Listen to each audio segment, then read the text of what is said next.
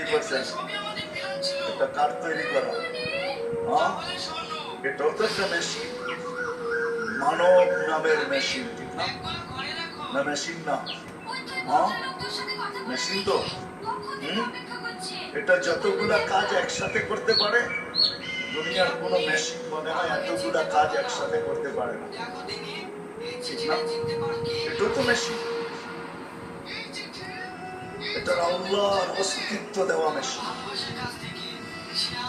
একটা ছোট প্রশ্ন আপনাদের কাছে আমার, সমস্ত মেশিন চালানোর জন্য যদি রীতি থাকতে পারে, তাহলে এই মেশিনটা চালানোর জন্য কিন্তু কোনো রীতি নাই?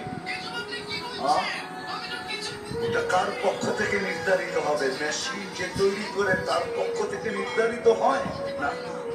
আপনি স্বীকার না করতে পারেন, কিন্তু আমার কথা লেখা রাখেন, আপনি আর আমি জমিনে আসছি সাদা কাগজে সিগনেচার দিয়া।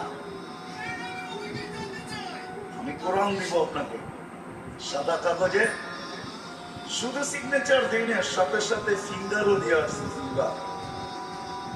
নাইলে কোরআন এই কথা চিৎকার দিয়ে কোনোদিন বলতো না, আলাস্তু বিরাব্বিকুম ক্বালু বালা। আল্লাহ জিজ্ঞাসা করছিলেন, আমি কি রব নই? আমরা সিগনেচার দিয়ে আসছি সাদা কাগজে, আপনি আমাদের রব।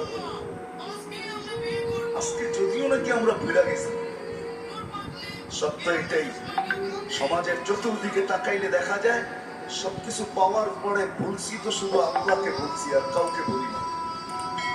আপনি যুবকের দিকে তাকান আর বৃদ্ধের দিকে তাকান, নারীর দিকে তাকান আর পুরুষের দিকে তাকান, শিক্ষিতর দিকে তাকান আর অশিক্ষিতর দিকে তাকান, গরিবের দিকে তাকান আর ধনীর দিকে তাকান, উচ্চ সোসাইটিওয়ালাদেরকে দেখেন আর নিম্ন সোসাইটিওয়ালাদেরকে দেখেন, সবার দিকে তাকাইলে একটা কথা সুস্পষ্ট, সবকিছু আল্লাহর থেকে পাওয়ার সাথে থাকে, তাদের চেহারা মলিন হওয়ার শোভা পায় না।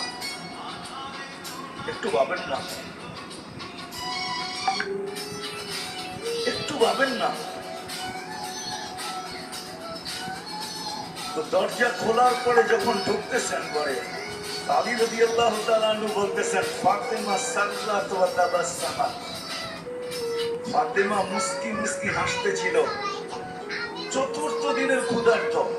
এটা ওই দিনের কাহিনী যেই দিন হাসান হোসাইনকে আল্লাহর রাসূল জিহ্বা চোষায়া খিদা নিবারণ করেছে, ওই দিনের কাহিনী বলতেছে।